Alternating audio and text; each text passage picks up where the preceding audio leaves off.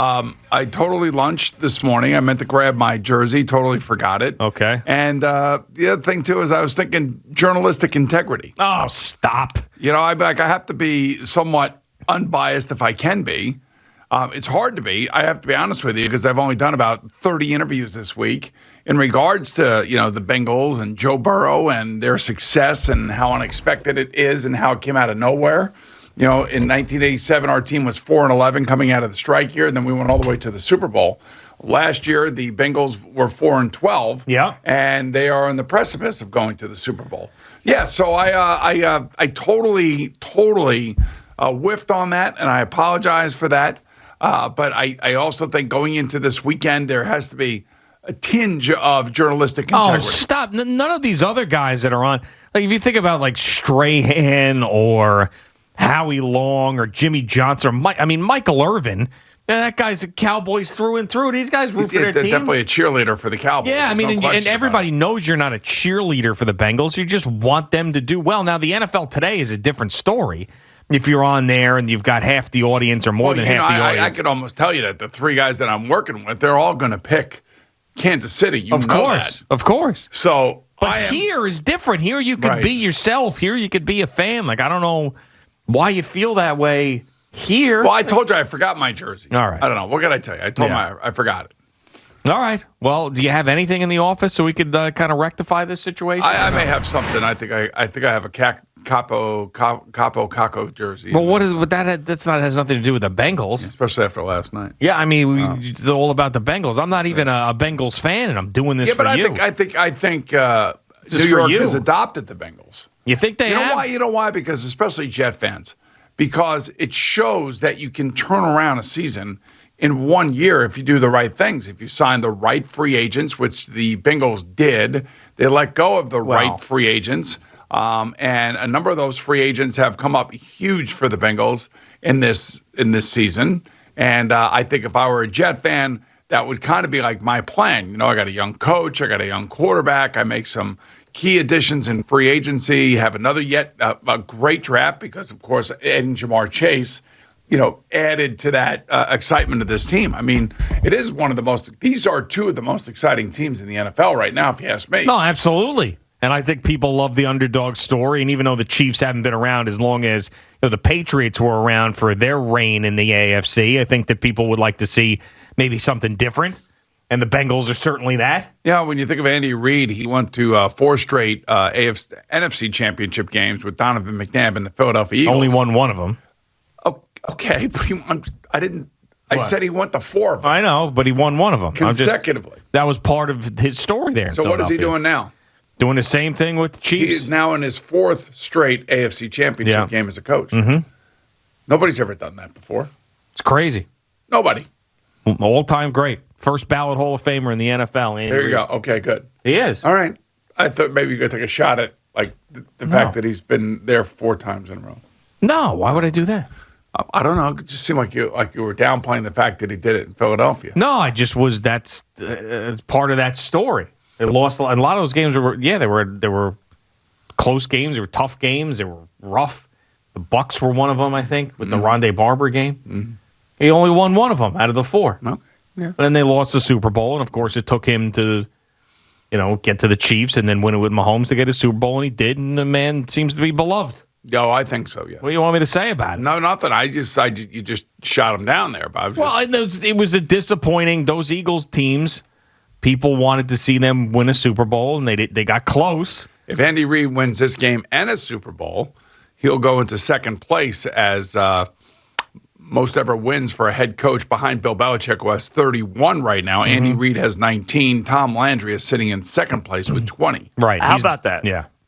And he's not going to get a shot again to coach, so Andy Reid can go there and get that number 2 slot and park himself there for a while. For a while. Yeah, for a while. Well, if he's got Patrick Mahomes and Patrick Mahomes is healthy, guess what?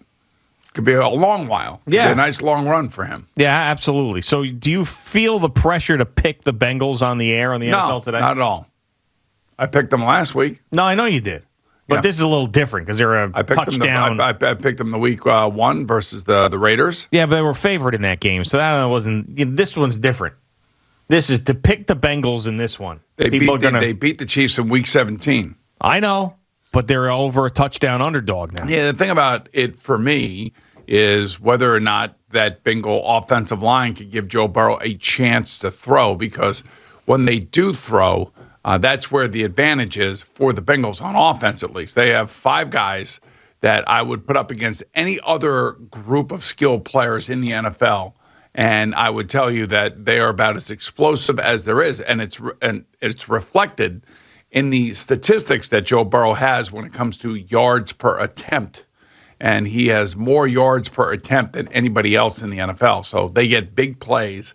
But I think Steve Spagnuolo, as we all know around here, tremendous coach, saw them in Week 17 and saw the problems. And I don't see them putting one-on-one on Jamar Chase anywhere on the field in this game. Yeah, well, you better not. Because they did that last time, and Jamar had like 11 catches for 210 yards or something. Can't do it again. Do not play him one-on-one. If you do, then you should be fired. All right, so come Monday, we'll have feet of snow on the ground depending on where you live. I've got a 9 to 14-inch forecast for Sayville. We'll have that. We'll come in. We'll have the Super Bowl matchup. Will we also have a Giants head coach on Monday? We will not have one over the weekend. You don't think so? No, because the NFL likes to stay away from head coaching hires during the weekend when we start focusing in on the big games. They don't want any distraction. So if you don't get one today, you'll get one next week sometime. Okay. Like Tuesday would be the best day to announce. Yeah, you're not going to get. You may get reports of an impending agreement between a coach and a team, but I don't necessarily know that you would get the official results until, if it's not today, then it'll be next week. Well, if it's reported by one of the NFL insiders, that's all that matters.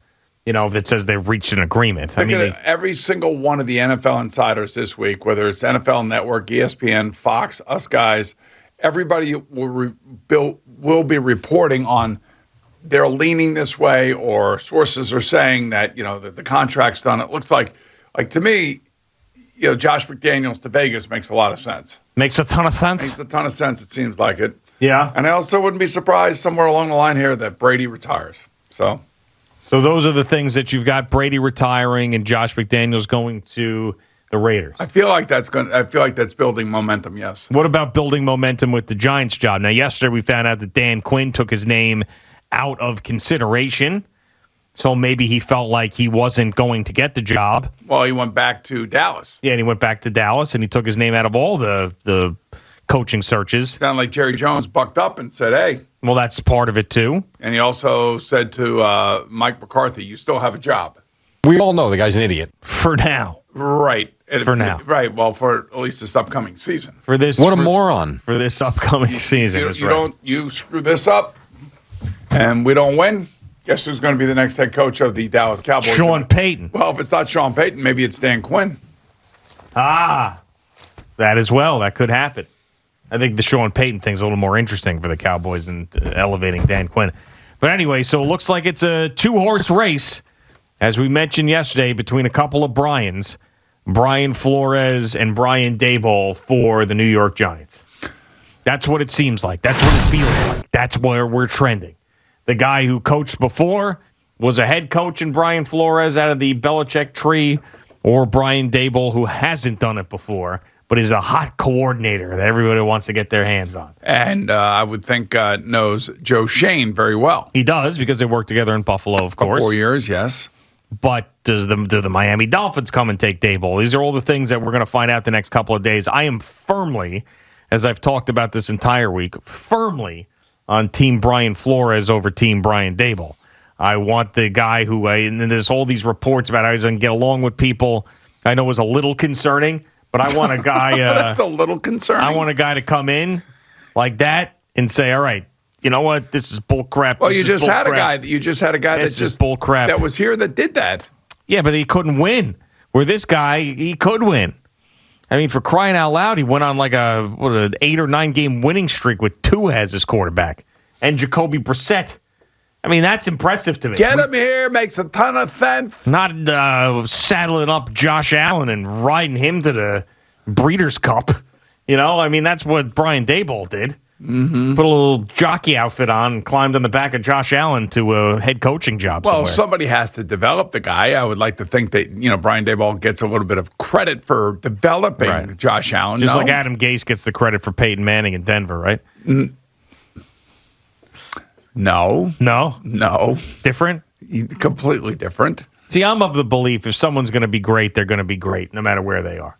We talk about this like guys end up in bad situations and bad organizations. I am of the belief that if you are going to be great at that position, the organization be damned. So you take the Giant job 2 years ago after 3 coaches have just been fired. Yeah. And you come in here and you're handed a quarterback. You're told who your offensive coordinator is going to be. He brings his friend in as his offensive line coach. How does that any different than from what the 3 previous coaches dealt with?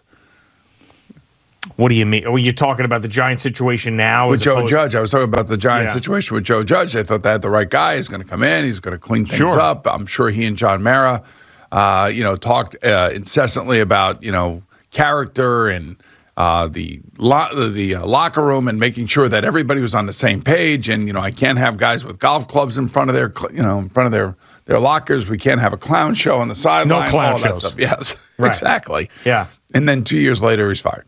Yeah, sure. I know. Couldn't get the job done. Team didn't look like it was trending in the right direction. Out of here. But we've gone over that already. Now it's the next guy. And who is the next guy? And with the mess that this team is in, I just don't want a novice doing it. I don't. Well, you just hired somebody who's never been a GM before. I understand that it's even more so for someone with experience as a head coach. Even more so that reason.